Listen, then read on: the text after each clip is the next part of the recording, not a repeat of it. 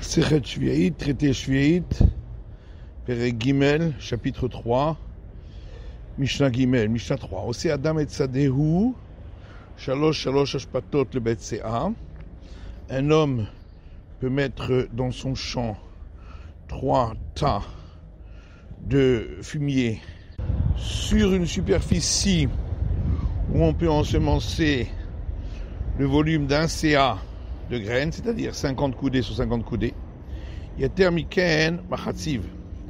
S'il veut mettre plus de tas, il faut qu'il les mette disposés en rond et non pas en ligne pour ne pas qu'on ait l'impression qu'il répand du fumier sur son champ. Livré Rabbi Shimon.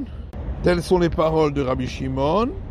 Vachachamim osrim. Et les sages interdisent de mettre plus que 3 tas. Al-Shi'amik shlosha ou Al-Shi'akbiya shlosha. Sauf s'il les met dans un endroit en profondeur de 3 largeurs du poing par rapport au reste du champ ou en hauteur de 3 largeurs du poing par rapport au reste du champ. C'est Adam et Zivlo Otsar. Un homme a le droit de mettre son fumier dans un très très grand tas qui fait plus que 30 caisses, qui est la mesure de 3 tas de fumier qui font chacun 10 caisses. Rabbi Meir Oser. Rabbi Meir interdit si ça fait plus que 30 caisses. Al-Shi'amik shlosha ou Al-Shi'akbiya shlosha, sauf s'il les met dans un endroit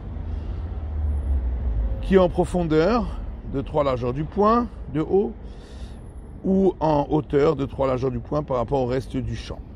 Hayolodavar Mu'at, s'il avait un tout petit peu de fumier à poser, Mosif ala veholer, il peut le mettre et au fur et à mesure, il rajoute. Rabbi Elazar ben Azaria aussi, Rabbi Elazar ben Azaria interdit de peur que il ne rajoute pas et on ait l'impression qu'il a voulu enrichir son champ.